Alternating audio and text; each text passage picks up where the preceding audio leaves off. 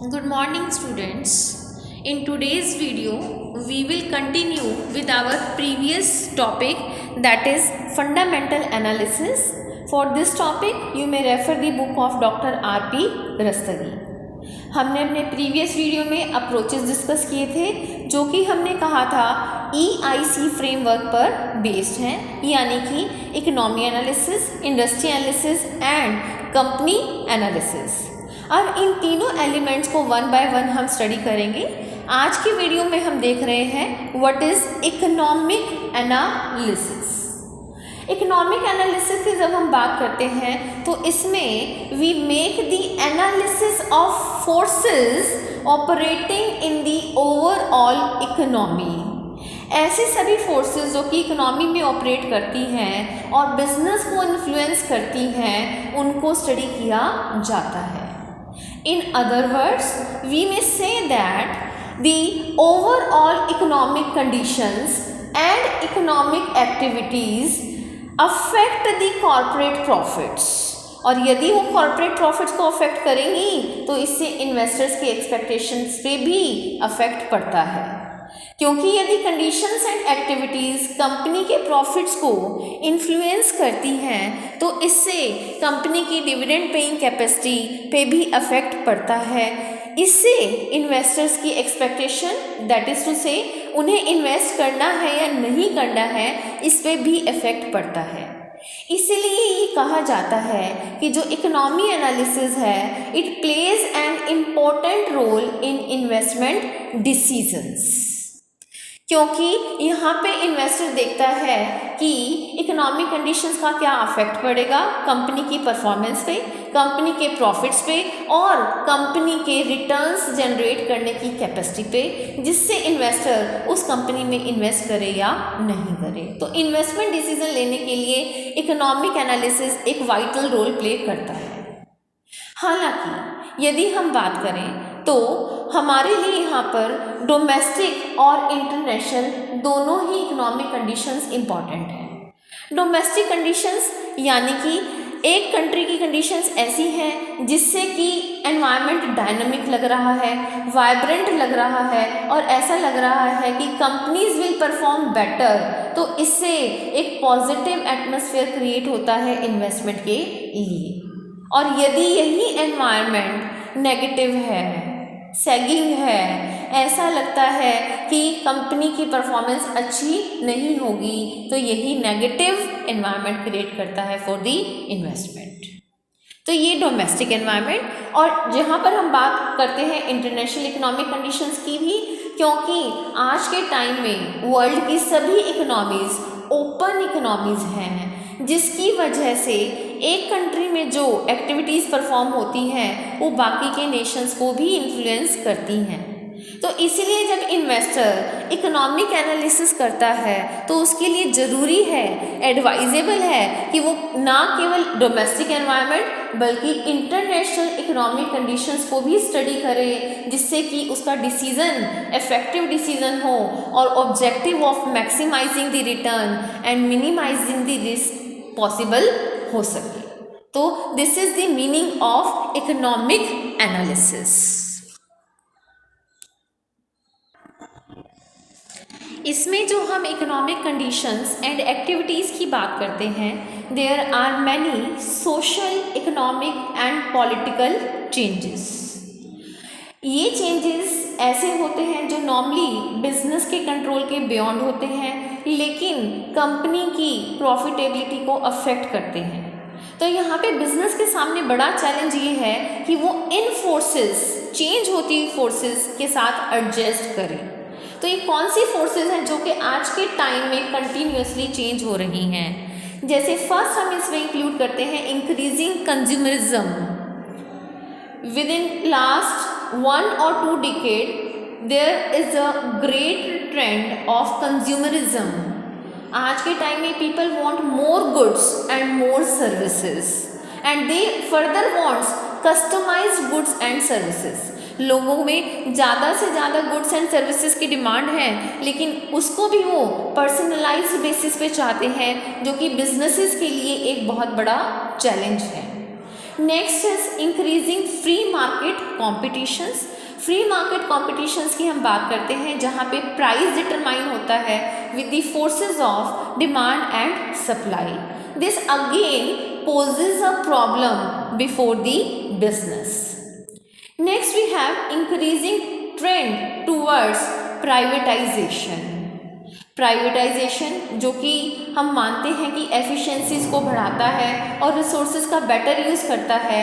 पिछले कुछ टाइम से हमने ये भी देखा है that trend is towards privatisation which is again a challenge for the business.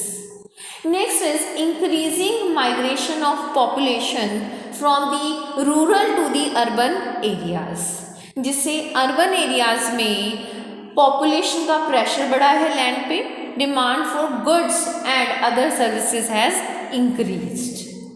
Next we have increasing globalization. जैसा कि हम जानते हैं आज के टाइम में world has become a small village. Now the boundaries are blurred. बहुत ही कम टाइम में एक पर्टिकुलर मार्केट सैचुरेट हो जाती है और बहुत ज़्यादा ज़रूरी है एक बिज़नेस के लिए कि यदि उसे लॉन्ग टर्म में सर्वाइव करना है तो वो अपने बिज़नेस को ग्लोबल लेवल पे ऑपरेट करे, जो कि बिज़नेस के लिए एक चैलेंज है। Next we have increasing women employment and the presence of women in many other sectors. This has again change the faces of families के साइज चेंज हो गए हैं। Women is now working, families की earning capacity बढ़ गई है, उनके demand patterns में चेंज आया है। तो इन सब की वजह से, इन सब फोर्सेस की वजह से बिजनेस को अपने एनवायरनमेंट में एडजस्ट करने में प्रॉब्लम आती है। लेकिन एडजस्ट करना ज़रूरी है क्योंकि इसका अफेक्ट कंपनी की प्रॉफिटेबिलिटी पे पड़ता है और प्रॉफिटेबिलिटी पे पड़ने की वजह से इसका अफेक्ट इन्वेस्टर की इन्वेस्टमेंट डिसीजन पर पड़ता है। नेक्स्ट हम इसमें इंक्लूड करते हैं दी वेरिएबल्स ऑफ इकोनॉमिक एनालिसिस, जिसमें हम स्टडी करेंगे ये सब वेरिएबल्स जैसे कि gross domestic product, business cycles, inflation, interest rates, monetary policy and the residual category. Now we are starting with the first variable, the very important variable, that is the gross domestic product, जिसको हम GDP भी बोलते हैं। इसको हम define करते हैं as the market value of goods and services produced in an economy during a year। इसमें हम ऐसा मानते हैं कि यदि GDP हायर होगी तो ये एक पॉजिटिव साइन है जिससे कि कंपनीज अच्छा परफॉर्म करेंगी, और यदि GDP कम है तो हम ऐसा मानते हैं कि कंपनी की परफॉर्मेंस कम है और यानी कि इन्वेस्टमेंट के लिए माहौल अच्छा नहीं है। GDP में चेंजेस जो होते हैं it is due to change in availability of resources, number 1। Second, due to change in uses of these resources, and finally due to change in efficiency with which factors of productions are used। तो मैंने इसमें आपको बताया कि availability of resources, uses of resources and efficiency with which factors of productions are used। इसकी वजह से GDP में चेंज आता है और GDP में चेंज आने से हमें पता चलता है कि कंपनीज कैसा परफॉर्म करेंगी, इकोनॉमी एक्सपेंडिंग है या कॉन्ट्रैक्टिंग है। यही इन्वेस्टर एनालाइज करता है कि GDP एट प्रेजेंट क्या है और फ्यूचर प्रोस्पेक्ट्स क्या है। नेक्स्ट इंपॉर्टेंट एलिमेंट हमारे पास आता है business cycle. It refers to the cyclical movement in the economic activity in a country as a whole. आप लोगों ने पढ़ा होगा पहले भी, बिजनेस साइकिल्स को हम शो करते हैं इस तरीके से। ये हमारी बिजनेस साइकिल दिखाई दे रही है इसमें, जिसमें बूम है, रिसेशन है, डिप्रेशन है एंड रिकवरी है। यदि हम इन्वेस्टमेंट के पॉइंट ऑफ व्यू से बात करें तो boom and recovery gives positive signal for investment, whereas recession and depression sets negative atmosphere for investment. So business cycle में हम साइक्लिकल मूवमेंट को स्टडी करते हैं इकोनॉमी में, जिसमें बूम और रिकवरी इन्वेस्टमेंट के लिए अच्छी कही जाती है, जबकि डिप्रेशन और recession are not good for the investment point of view. Next variable is inflation. Inflation meaning की हम बात करें तो इसका मतलब है consistent rise in general price trend. यदि हाई इन्फ्लेशन रेट है इसका मतलब ग्रोथ रेट स्लो होगी, क्योंकि यदि प्राइसेस में बहुत ज़्यादा इंक्रीज हो रहा है तो इसका मतलब growth rate will be less. जबकि हम बात करें इससे रिवर्स सिचुएशन की, यदि इन्फ्लेशन रेट कम है तो ग्रोथ रेट हायर होगी। Next variable is the variable of interest rate. Interest rates directly affect the cost of funds to the industry. यदि इंटरेस्ट रेट इंक्रीज कर देते हैं, हायर होते हैं, तो इससे कॉस्ट ऑफ फंड बढ़ जाती है और कंपनी की इनकम कम हो जाती है। जबकि यदि इंटरेस्ट रेट कम है तो कंपनी को कॉस्ट ईजीली अवेलेबल हो जाएंगे फंड्स, जिससे कि उसको बेटर फंड्स अवेलेबल होंगे for the distribution among the share holders. So interest rate higher means less funds available, less interest rate means more funds available for the distribution among the shareholders. Next we have monetary policy and money supply. Money supply is the supply of money in the economy which is regulated with the help of monetary policy framed by the government. यदि monetary policy cheaper है तो funds easily available होंगे और company की performance better होगी, जबकि यदि monetary policy dear है तो हमें मनी इजीली अवेलेबल नहीं होगी और कंपनी की परफॉर्मेंस पे इससे प्रॉब्लम आती है। Next and last category we include other factors, जिसमें we include things like physical policy जो कि गवर्नमेंट के एक्सपेंडिचर और इनकम से रिलेटेड होता है। Next we have foreign exchange reserves, country के पास फॉरेन एक्सचेंज के कितने रिजर्व्स हैं, कम है या ज़्यादा है। Next we have economic and political stability, यदि स्टेबिलिटी है तो बेटर है, नहीं है तो इन्वेस्टमेंट के लिए अच्छा नहीं है। Next we have agricultural and industrial output, यदि ये दोनों अच्छे हैं तो इन्वेस्टमेंट करना ठीक रहेगा, यदि अच्छे नहीं हैं तो ये इन्वेस्टमेंट के लिए नेगेटिव एटमॉस्फेयर सेट करते हैं। So these are the variables of economic analysis: gross domestic product, business cycle, inflation, interest rate, monetary policy and money supply, and we include other factors.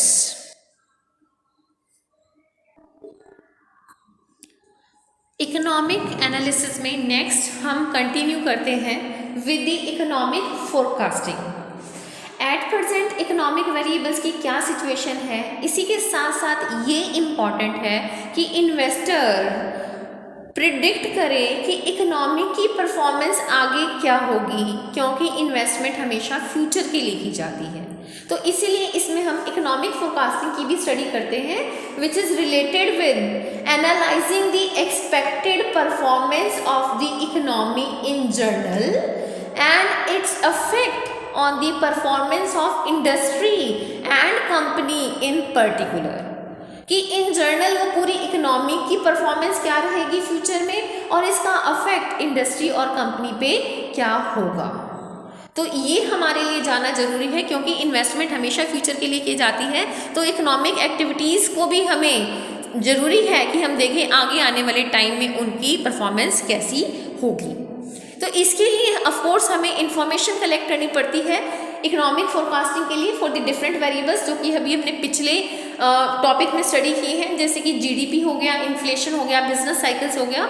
जो इन्फॉर्मेशन है इस case में, क्योंकि ये macro variables के लिए है, ये प्राइमरी सोर्सेज से कलेक्ट नहीं की जा सकती, इसीलिए इसके लिए हम नेशनल लेवल इंफॉर्मेशन सोर्सेज का यूज़ करते हैं जो कि सेकेंडरी बेस्ड होती हैं, जिसमें हम इंक्लूड करते हैं रिजर्व बैंक ऑफ इंडिया के डिफरेंट बुलेटिन्स जो कि मंथली और एनुअल बेसिस पे पब्लिश होते हैं, या फिर centre for monitoring of Indian economy के different reports, economic surveys conducted by government of India, RBI की वेबसाइट पे available relevant information and public enterprise surveys as conducted again by the government of India. तो इन सभी sources से जो कि reliable है इंफॉर्मेशन कलेक्ट करते हुए इकोनॉमिक फोरकास्टिंग किया जाता है। नेक्स्ट हम बात करते हैं फोरकास्टिंग टेक्निक्स की। तो जब फोरकास्टिंग टेक्निक्स की बात किया जाता है तो इसमें हमें दो चीज़ें स्टडी करनी होती हैं। First is relevant economic variable and then we have the time span for which forecasting is to be made. Relevant economic variable की जहाँ तक बात करें तो ये इंडस्ट्री वाइज वेरिएबल होता है। जैसे कि यदि कैपिटल इंटेंसिव इंडस्ट्री है तो उस केस में हम इकोनॉमिक वेरिएबल देखते हैं टेक्नोलॉजी की अवेलेबिलिटी कैसी है, जबकि यदि लेबर इंटेंसिव है तो उस केस में हमारे वेरिएबल्स चेंज हो जाते हैं, क्योंकि जो हमने वेरिएबल्स अभी प्रीवियसली पढ़े हैं उनका अफेक्ट अलग अलग पड़ेगा अलग अलग इंडस्ट्रीज पे। Next we have the time span. Time span की यदि बात करें तो इसमें हम 3 कैटेगरीज में डिवाइड करते हैं। One is short term forecasting, next we have intermediate forecasting and then we have long term forecasting. Short term forecasting is done for a period up to 3 years. Intermediate forecasting is done for a period ranging between 3 to 5 years and long term forecasting is done for a period exceeding 5 years. हालांकि आपको बता दें कि जब forecasting किया जाता है तो साइमल्टेनियसली नियर फ्यूचर के लिए भी होता है और फोर्थ कमिंग फ्यूचर के लिए जो कि डिस्टेंट है उसके लिए भी किया जाता है। तो आपने आगे देखना है कि नियर फ्यूचर में क्या चेंजेस होंगे और लेट अस से आफ्टर 3 इयर्स और 5 इयर्स में क्या चेंजेस होंगे, दोनों को साइमल्टेनियसली स्टडी किया जाता है। तो इन्वेस्टर को ये डिसाइड करना है कि उसे फोरकास्टिंग कितने टाइम पीरियड के लिए करनी है। नेक्स्ट इसमें हम स्टडी करते हैं models of economic forecasting. Models में हम 2 मॉडल स्टडी करते हैं। First is time series model and second is structural model. जहाँ तक टाइम सीरीज मॉडल की बात की जाती है तो इसमें आपको पता होगा forecasting is done on the basis of time, on the basis of past trend and behaviour of variable. Forecasting is done for the future time period. जबकि स्ट्रक्चरल वेरिएबल की यदि हम बात करें तो इसमें हम कोजल रिलेशनशिप को स्टडी करते हैं between the dependent and independent variable, कि जो डिपेंडेंट एंड इंडिपेंडेंट वेरिएबल है उसमें क्या कोज एंड इफेक्ट रिलेशनशिप है उसके बेसिस पे फोरकास्टिंग किया जाता है। तो मॉडल्स में मेनली हम 2 मॉडल स्टडी करते हैं। टाइम सीरीज मॉडल जिसमें past changes in the variable के बेसिस पे फ्यूचर प्रेडिक्शन किया जाता है, और स्ट्रक्चरल वेरिएबल्स में हम causal relationship of dependent and independent variable को स्टडी करते हैं। After the models in economic forecasting we study the leading and lagging indicators. ये जो लीडिंग एंड लैगिंग इंडिकेटर्स हैं ये हमें बताते हैं कि इकोनॉमिक एक्टिविटीज़ में किस डायरेक्शन में चेंज आएगा, अप साइड पे आएगा या डाउन साइड पे आएगा। लीडिंग इंडिकेटर्स वो इंडिकेटर्स होते हैं जिनमें हाईएस्ट लेवल और लोएस्ट लेवल बाकी की इकोनॉमिक एक्टिविटीज़ से पहले ही आ जाता है, इसीलिए ये लीडिंग इंडिकेटर्स हैं। जबकि लैगिंग इंडिकेटर्स होते हैं कि जिसमें पहले इकोनॉमिक एक्टिविटी में चेंज आ गया और उनमें बाद में चेंज आता है।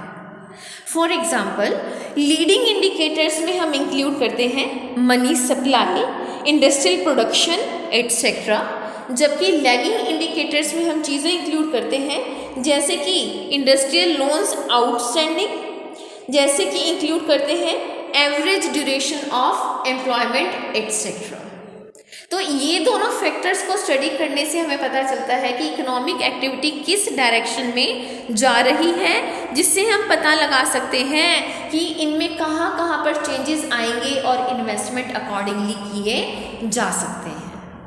So all in all, on the basis of meaning of economic forecasting, techniques, models of economic forecasting, we may say that जो इकोनॉमिक फोरकास्टिंग है इसको हम फॉलोइंग पैटर्न में कंडक्ट कर सकते हैं। जैसे कि हम एक ट्रेंड एनालिसिस कर सकते हैं of the basic economic indicators variables जो कि हमने पढ़े, जीडीपी, बिजनेस साइकिल एक्सेट्रा, उनके लिए हम ट्रेंड एनालिसिस कर सकते हैं। फिर हम लीडिंग इंडिकेटर्स की स्टडी कर सकते हैं जिससे हमें पता चलता है, हम फोरकास्ट कर सकते हैं कि बिजनेस साइकिल में क्या क्या चेंजेस आएंगे। जबकि लैगिंग इंडिकेटर्स को स्टडी करने से हमें पता चलेगा impact of change in business cycle. तो जब हम इन सब फैक्टर्स को साइमल्टेनियसली स्टडी करते हैं तो हमें पता चलता है level of economic activity at present क्या है और फ्यूचर में उसमें क्या क्या चेंजेस आएंगे, and accordingly we can take our investment decision. So in today's video, in economic analysis, we have seen the meaning of economic analysis. इसके बाद हमने देखा ऐसी कौन सी फोर्सेस हैं जिसमें इकोनॉमी को एडजस्ट करना पड़ता है, कंपनी को एडजस्ट करना पड़ता है। फिर हमने देखे कुछ वेरिएबल्स, फिर हमने देखी इकोनॉमिक फोरकास्टिंग। इकोनॉमिक फोरकास्टिंग में हमने देखा सोर्सेज ऑफ इंफॉर्मेशन क्या क्या क्या है, स्पैन किस तरीके से इम्पॉर्टेंट है, टेक्निक्स क्या है, मॉडल्स क्या है, और उसके बाद the role of leading and lagging indicators क्या है। इन ऑल किस तरीके से इकोनॉमिक फोरकास्टिंग इकोनॉमिक एनालिसिस में हेल्प करती है। तो यहाँ पर आके हमारा EIC फ्रेमवर्क का first element that is economic analysis complete होता है। इन आवर सब्सिक्वेंट वीडियो हम देखेंगे ये इकोनॉमी एनालिसिस कैसे अपने अंदर आने वाली इंडस्ट्रीज और कंपनीज को इन्फ्लुएंस करता है in the form of industry analysis and company analysis. Thank you.